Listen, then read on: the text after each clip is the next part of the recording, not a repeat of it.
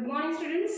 In the yesterday video, I have taught you students how the microorganisms, where we will get the microorganism, where we will found the microorganisms, and how they are the microorganisms. Yesterday only I have taught you students, micro means the very tiny organisms which we can't see from our aided eyes. We need to see with the magnifying glass. Okay, so as yesterday also I have taught the students that some microorganisms are very useful to us and some microorganisms are harmful to us. So that's why it is written here the friend and foe. So that is the, I am just recapitulating the yesterday's book, student. Now I have taught you yesterday also that the microorganisms are classified into 5 groups. Yes or no, student? The first one is the bacteria. Yesterday I have given 2 examples of the bacteria, viruses, protozoa, algae, and the last is the fungi. So like this, in the 5 groups, the microorganisms is divided. So yesterday I taught you where the bacteria, you will find the bacteria, viruses, and the protozoa. Today we will see the protozoa. Protozoa are a group of single cell microorganisms which are classified as animals. Means protozoa are a group of single cell. It is also a group of a single celled organism, microorganisms which are classified as animals. So here you see protozoa are found in ponds, lakes, rivers, sea water, and some damp soil also. You will get the protozoa in the damp soil, moist places. Okay, protozoa, where rarely you will get the protozoa, where in the lakes, rivers, sea water, and in the damp places you will find the protozoa. Some common examples of protozoa are the Paramecia and amoeba. You are knowing, students. Here only I am written here that a single cell, and you are knowing about the amoeba also. Yes, you are knowing, I think the amoeba is the unicellular or the unicellular organisms, and same as the Paramecium also a unicellular organism. Okay, so many protozoa are the parasites and they cause diseases like the malaria, dysentery. Like malaria and dysentery. Many protozoa are the, so this protozoa is a microorganisms which is harmful to us. Because they cause diseases like the malaria and the dysentery.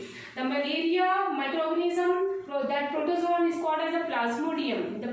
Due to the entering this microorganism inside our body, where causes the diseases of the malaria. So same as from another protozoan only we are cause the diseases dysentery. Okay, so algae is, now next is the algae. Algae is a large group of simple plant like organisms. Now because you are knowing, students, about the algae, did you found in the moist places you will see some greenery place. That is only a algae, students. That is the green in color and they perform the function of photosynthesis because they are green in color, so the green pigment is present, that is the chlorophyll. That chlorophyll, these algae contain the chlorophyll and are produced food. So these algae produce their food by the process of photosynthesis, just like plants. As you are knowing, the plant are the autotrophs and they are carrying the process of photosynthesis, and they are making their food by their own. Same as this algae also prepare their food by own with the process of photosynthesis. Okay, so now let's see some example of the algae. Some of the example of the algae are Chlamydomonas, Spirogyra, blue-green algae. You will see in the here water and in the damp places, in the moist places you will get this blue-green algae, and some Spirogyra you will get over there. If you will see in the river water, students, you will see some greenery surface floating on the surface of the water. That is nothing but the Spirogyra. If you will collect this Spirogyra in some petri dish, and if you will go through and you see with the help of magnifying glass or under the microscope, you will see such kind of structure, students. This is only a Spirogyra, and this is the structure of the Chlamydomonas.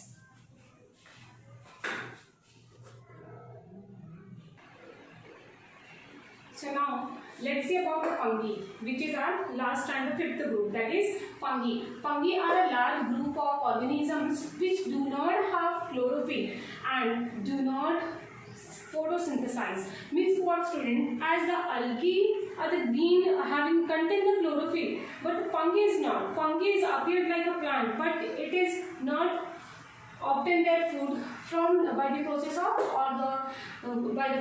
the photosynthesis. Okay, so fungi are a large group of organisms which do not have the chlorophyll and do not photosynthesize. Means fungi will not carried out the process of photosynthesis because it doesn't contain the chlorophyll. Okay, now some fungi are parasites and some are the saprophytes. Now students, I think might be the questions might be arises in your mind. So what is the actual mind talking about the parasites? So students, parasites are those organisms. Parasites are those organisms which are living on the other organisms and obtain their food from the other organisms. Like example, the lice, or the example of the leeches, and some Cuscuta plant also are the parasites organism. Same as the fungi also are parasites which live on the other organisms and obtaining their food from the another organisms. Okay, so such kind of obtaining nutrition, taking nutrition is called as the parasite. So some fungi comes under a parasite and some are the saprophytes. Some fungi are the saprophytes, which are saprophytes means the organisms which obtain their food from the dead and decaying matters. If I will talk about the saprophytes, I will give one example to you. The mold fungi are the rhizopus, and also these are the examples, students. Some of the examples of the mold fungi are the rhizopus and the penicillium. Okay, so these are the examples of the fungi. So here I will give one example to you about the saprophytes. You will get the if you will keep the in the moist places, if you will keep the bread in the moist places, you will see some green patches found on the bread. So if you will take that green patches in the slide, or you will, with the help of the magnifying glass, if you will go through the observe it or the under microscope, you will see such kind of structure. Okay, this type of fungi is called as the rhizopus, which is also called as the bread mold, where this rhizopus or the bread mold fungi you will get on the bread. Okay, thank you students. Here I have taught you about all the groups of the microorganisms and how they are classified in the 5 groups, and which are they, where you will get this where you will found this microorganism. Okay, so here students, as we have saw in my last video, in my last part, now only we have finished how the microorganisms are divided into the 5 groups. So here we'll see some uses of the friendly microorganisms, how these microorganisms are helping us. See, the number 1, microorganisms are utilized in the making of curd, bread and cake. As you like to eat curd and then lassi, I think now the summer days started and might have you are like to drink lassi, students.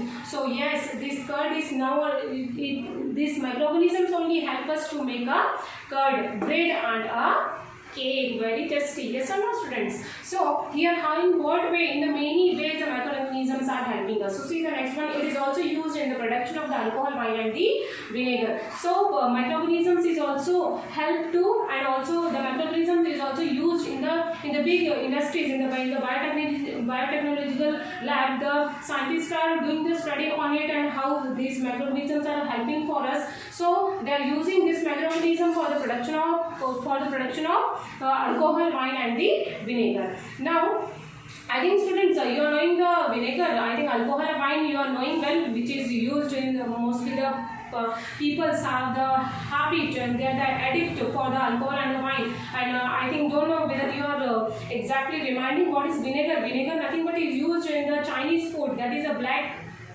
black substance is kept over there with the green chutney. That is only the vinegar, students, which is acetic acid also.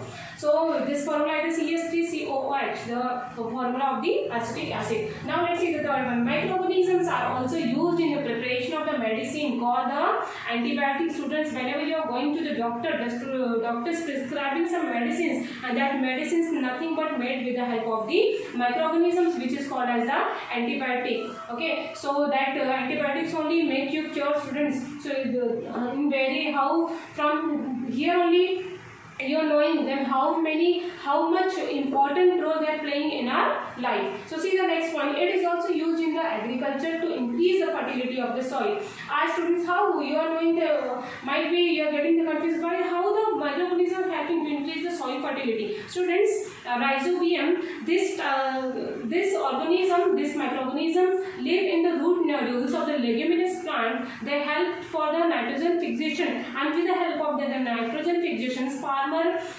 the nitrogen fixation, this rhizobium microorganisms are help to the farmer to increase the fertility of the soil. If the fertility of the soil will be increases, the production, the yield also get increases, and the production also get increases. Now see the last point, that is the fifth one. Microorganisms clean up the environment by decomposing the organic matter of dead plants, dead animals, and the animal waste into harmful and the useful simple substances. Now I have taught the student the fungi, which are the where you will find this fungi, where they are getting their nutritions as a parasite or the saprophytes also, and nothing but the student that the saprophytes are the organism, are the microorganisms which are obtaining their food, obtaining their nutrition from the dead and decaying matter by eating the dead and decaying matter. So here they are helping, these microorganisms are helping to clean our environment and to maintain the discipline of the PM Modi, that clean India,